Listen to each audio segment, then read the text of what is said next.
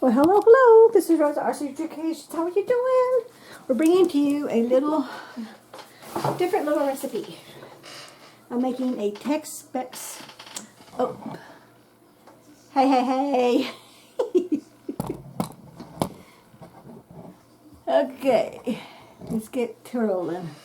I got me a grocery haul. I'm gonna do that next, and then I'm gonna start slicing and dicing and putting all this fruit.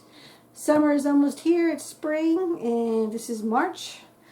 And we're going to start to enjoy some produce from the grocery store that only comes out during summertime. What we're doing today is Tex-Mex Seasoning mix.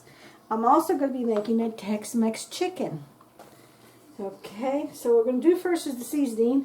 And I'm going to double batch this so I can have some for next time. So we need to start off, and of course, like normal, I'll put the items in the description box of all the ingredients. We're going to start off with 2 tablespoons of parsley flakes. And this is my dehydrated parsley. And what I do is I just do it, get the fresh ones, put it on my dehydrator, dehydrate the leaves, see how all the leaves are dehydrated. And then I am going to squeeze it through my fingers, take off the little sticks, because you don't need the little sticks. Because we're not going to grind this in a grinder or anything. But if you do this, well, it's on here before doing it, if you do this do it this way, you get more natural flavor from the parsley itself. And then you just crumble it up. You just got to remember to take off the little stem. So I'm just going to pour a little bit here, then I'm going to measure it out. Actually, this is why I got my cutting board. Duh. Wasn't paying attention. But actually my table's clean, so I'm just going to use my table. And I'll measure it this way. So let me get my little stems over here. Let me get my little leaves over here. I'll make sure you're in frame. You can see me. Let's get another stem. That's another stem. You just want to remove all the little stems. Okay. Because you don't want to be having that in your mix. And you definitely don't want to be chomping on that. Because it won't taste good.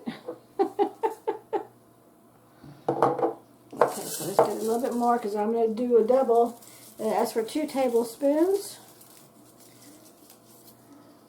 So this video is going to be just the recipe of this one. The next video is going to be doing the Tex-Mex chicken with this seasoning packet to go with it. Okay? Because y'all know me, my regulars know me. I like to stick within my 15-minute time frame that I like to give myself for a video. Because I'm going to be honest with you, if you're like a lot of us, after 15 minutes, I'm done. I don't really care to. I fast forward. Because it's like, yeah. It's like, I'm not into that. And those videos that are longer than 20 minutes, for me, that's enough. I just don't have that kind of time frame. I know a lot of us don't. And some of us do. But you know what? That's what's nice about it. You do you, and you do what's best for you. You know, just always hit like and comment on everyone that you watch. That way you're supporting their channel. Because they need that for their algorithm with YouTube, which helps them improve and get more subscribers, because that's what most of us are doing this for, is to get more subscribers. I'm doing this to, number one, I'm learning how to bake and cook from scratch. That's why all these recipes, a lot of my recipes are from scratch, because when I get ready to retire in a few years, hubby says I gotta do most 90% of all the cooking. I'm going, what? Because he still be working. And I'm going, okay, because for the last, let's see, my daughter's 41, so for the last 44 years, I didn't cook. Hubby always did it. So I was like, okay, got it. Okay, I get it. But it's like anything else. I really enjoy cooking and baking. I don't always like to do it, no.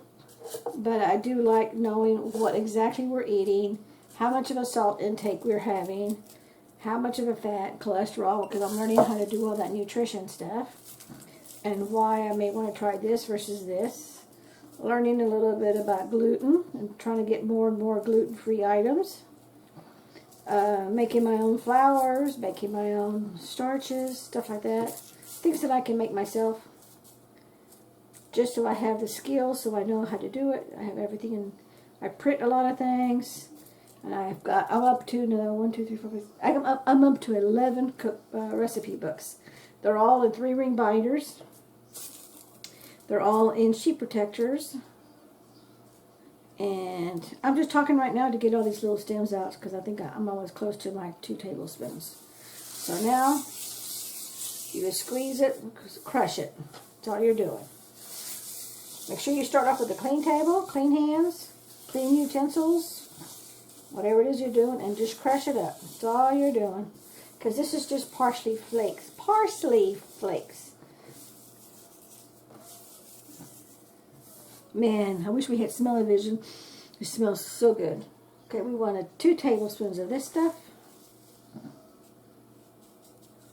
So there's 1.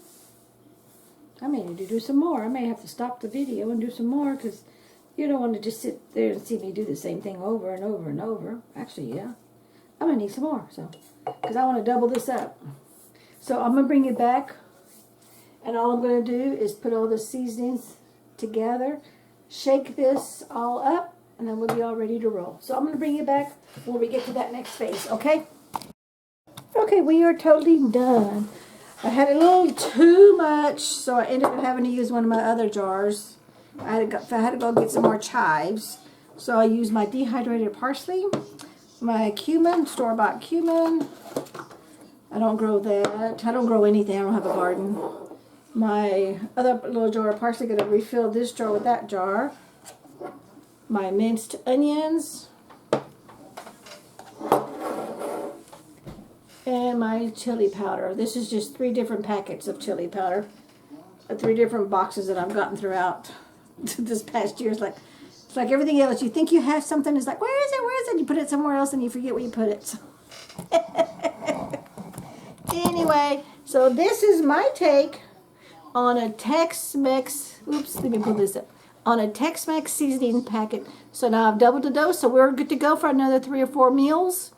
With this before I have to make any more, and we won't do this a whole lot of this. We don't do a lot of it. We might, if we end up really liking it, we might make it. I'll need to make some of this in a quart jar or a pint jar, wide mouth pint jar, maybe one of these wide mouth pint jars. Because it's like everything else, you try out small and little because you don't know. I can't handle this. Hold on a second. Okay, here it comes. Hold on, I'm going to move the camera up a little bit. You never know. If this is really good, we'll stick, instead of this little pint, half pint, we'll go to a full wide mouth pint. See the difference? And we'll make it, probably quadruple the batch to get in there if we ended up really enjoying it. It's all smelled really good. This is one thing I like about using fresh herbs and dehydrating your own fresh herbs. So, well, thank you so much for watching. We'll catch you in the next one. Bye-bye.